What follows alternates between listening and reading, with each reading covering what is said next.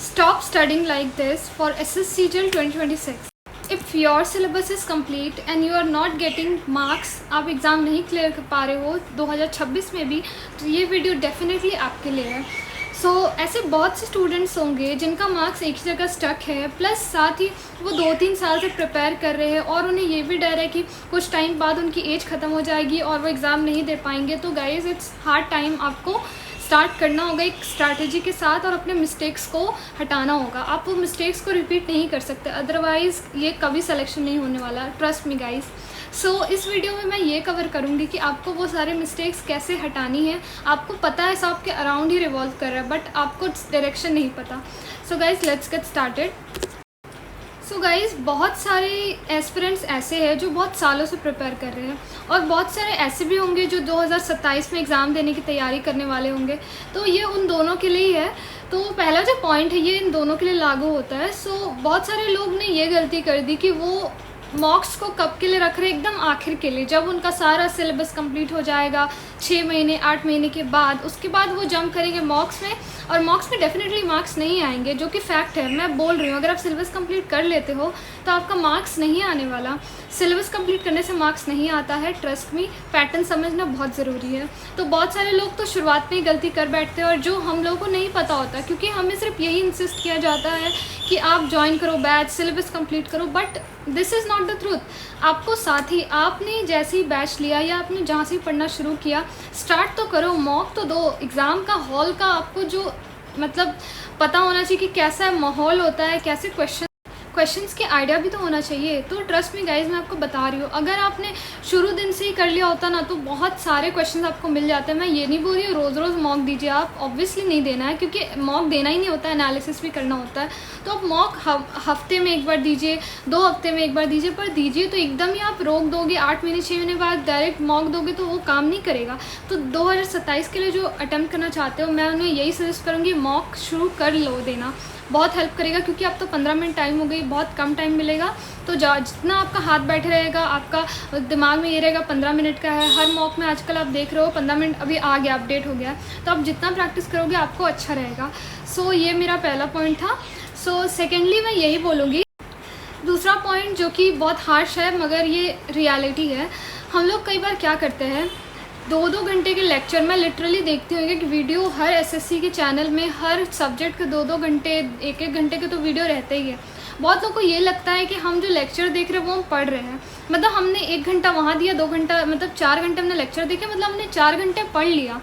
But आप तो time waste कर रहे हो, आप तो सिर्फ लेक्चर देख रहे हो। अगर आप लेक्चर देखते देखते नोट्स नहीं बना रहे तो आप एक्चुअली टाइम वेस्ट कर रहे हो। अगर आप एक कॉपी और एक पेन लेके नहीं बैठते हो लेक्चर देखने के टाइम, खुद के नोट्स नहीं बनाते हो, अच्छा ये मैं भूल जाऊँगी, ये मैं लिख लेती हूँ, ये कुछ इंपॉर्टेंट है ये लिख लेती हूँ, तो कोई मायने नहीं रखता आपका लेक्चर देखना। और ये सच बात है, सिर्फ लेक्चर देखना पढ़ाई नहीं होती गाइज़। और आप इतने बड़ी बड़ी कॉपीज़ बना लोगे तो कोई फ़ायदा भी नहीं है। तो आपको क्या करनी है, मतलब इस तरह से लेक्चर बनाने की वो आप बाद में रिविज़न कर सको, ठीक है।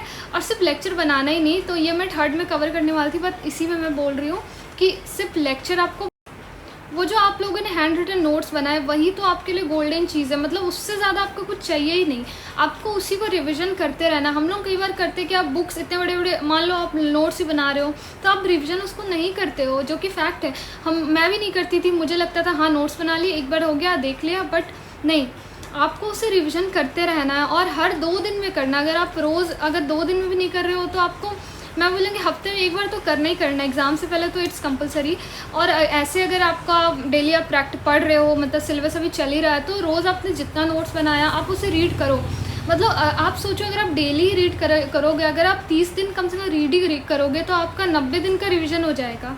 तो ये बहुत ही, ये सुनने में छोटी चीज़ लग रही है, बट मैंने खुद कोशिश की है। मैंने इंग्लिश में ऐसा किया था, वोकैब में मुझे देखते ही वोकैब आ जाता था, मतलब ऐसा हो गया था। मुझे उसका मीनिंग भी नहीं पता था, लेकिन मुझे माइंड में पता था अच्छा इसका ये होगा, अच्छा इसका ये होगा, इस तरह से आ जाता था। तो आप भी करोगे, आपको दिमाग में।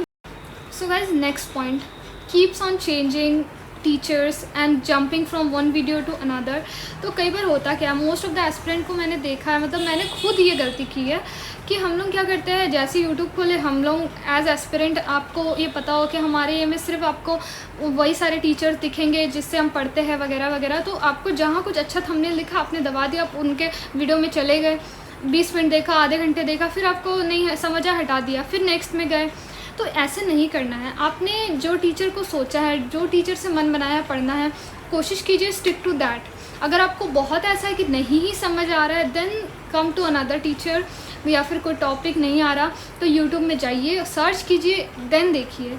तो इस तरह से सिर्फ चेंज करते रहने से, इससे पता है आपको पता भी नहीं, अंदाज़ा भी नहीं होगा आप कितनी बार जो आप यूट्यूब में इस तरह से वीडियोस मतलब इस तरह से हॉप कर करके देखते हो।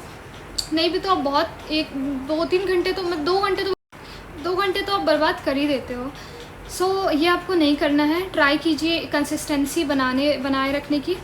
जो आखिरी पॉइंट मैं बताने वाली हूँ, ये बहुत सारे एस्पिरेंट को लगेगा कि ये एक पॉइंट नहीं है, बट ट्रस्ट मी ये एक गेम चेंजर है। मतलब कई बार होता क्या है, हम लोग क्या करते हैं, यूट्यूब में जाते हैं, देखते किसी के एयर मतलब 312 या जो भी जिन्होंने निकाला है उनकी वीडियोस देख लेते, देखते वो ऐसे पढ़ रहे वैसे पढ़ रहे, स्ट्रैटेजी वीडियोस देख रहे, फलाना ठिकाना जो मिल जा रहा है देख ले रहे हैं, फिर उसको अप्लाई कर रहे हैं, फिर वो नहीं हो रहा, फिर मार्क्स नहीं आ रहे, फिर आ रहे यूट्यूब में, फिर ढूंढ रहे हैं।